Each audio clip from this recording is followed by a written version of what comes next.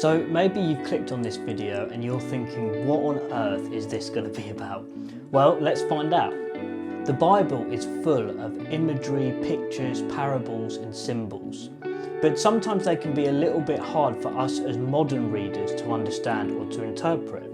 And there's loads of different spectrums of how people interpret the Bible. Some people want to interpret everything very literally, and then some people on the other end of the spectrum want to interpret everything as allegory, or as if it's just a picture for a good way of living or something like that, and you can kind of take it or leave it if you like. Well, what I would argue is that actually it's probably somewhere in the middle where the balance is and where we can find the truth of the matter.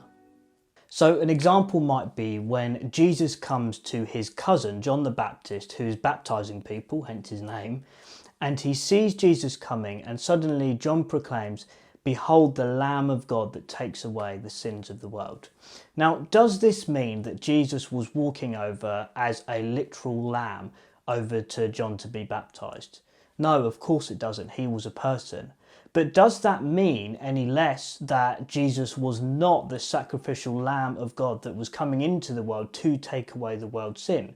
Well, I would say as a Christian, he was that lamb, but in a metaphorical sense. But he still really was that lamb. So can you see how it works? It's kind of a two-way thing, and it's both and, not either or. Now, I love guitar pedals. I love the way that not only they make my guitar sound and interact with the way that I play, but I also love the different symbols and designs that people put on each pedal to kind of make it a symbol that represents the sound that the pedal causes your guitar or your amplifier to make. This one here is called a tumnus by a company called Wampler, and I really like this because I'm a big C.S. Lewis fan. In fact, I've got some of his books just over my shoulder there. And what's cool is you get kind of this culture within guitar pedal nerds of collecting things, and this one is quite rare now because as often happens with pedal manufacturers, they may be infringe on certain copyright or licenses, and so the pedals aren't allowed to be made anymore.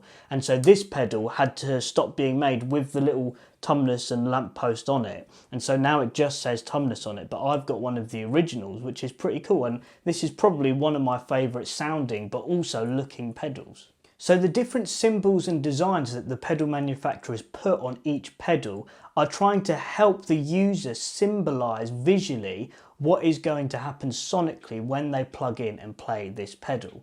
So let's have a look at two different pedals and have a listen to the sound and see if we think they sound like what the manufacturer is portraying them to sound like. I've tried to choose some pedals with some quite funny names and cool designs, and the first pedal that I want us to look at is called the Bath Time Reverb, and you can see it's got this cool little, let me just focus it in.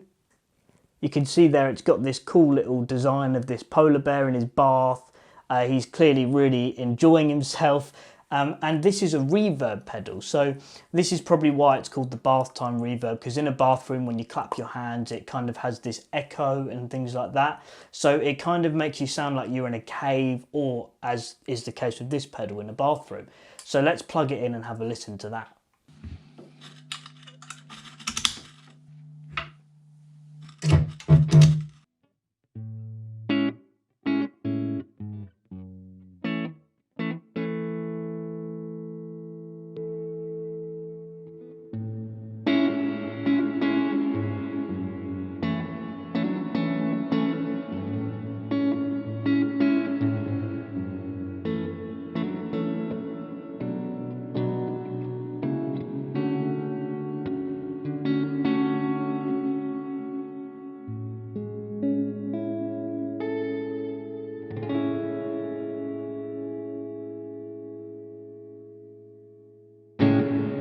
So I hope you enjoyed that sounding pedal. I think I tried to play some chords that kind of made it sound a little bit like bath time. Hopefully I did it justice.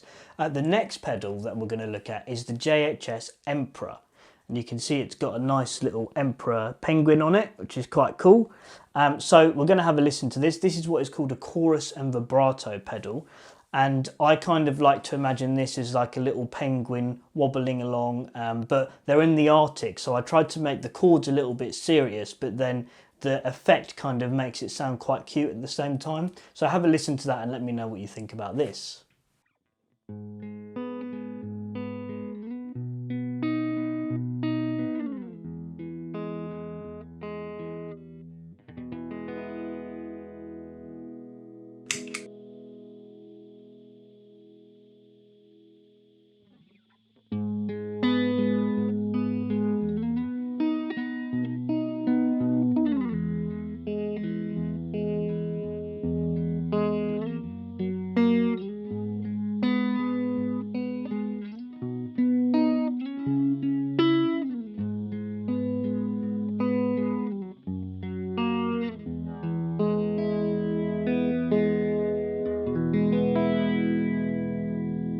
So I hope you enjoyed those demos and that I did justice to those brilliant pedals that I was trying there.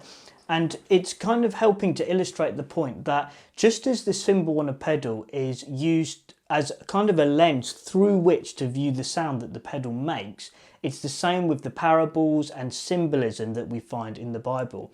They're lenses that we can look through to learn certain things about God and his kingdom.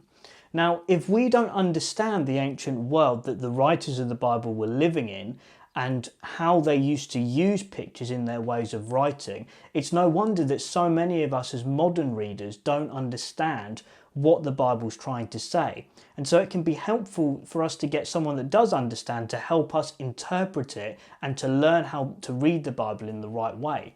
It's exactly the same if you don't know anything about music or guitar playing. You wouldn't have a clue about what a pedal might or might not do by the symbol. But the symbol makes sense if you understand the effect that the pedal makes.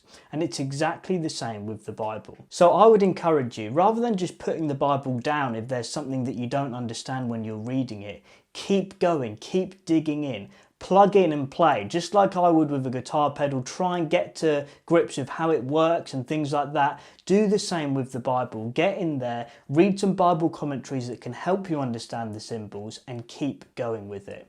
If it is the truth, as I personally believe it is as a Christian, then it should be of significant importance to us.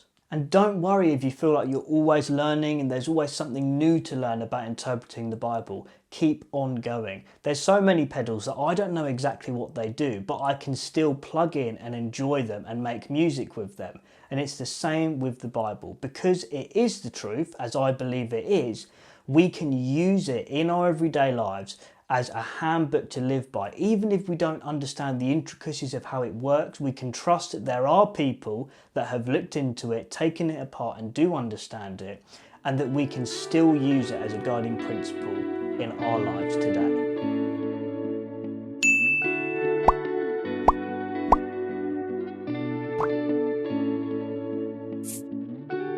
Thank you so much for watching the video today. If you like the fact that we put the Bible together with guitar pedals today, make sure that you like this video and leave us a comment if you'd like to, and also subscribe so that you can stay up to date with all of the content that we are releasing. Thank you so much for watching, and I'll see you soon. Bye.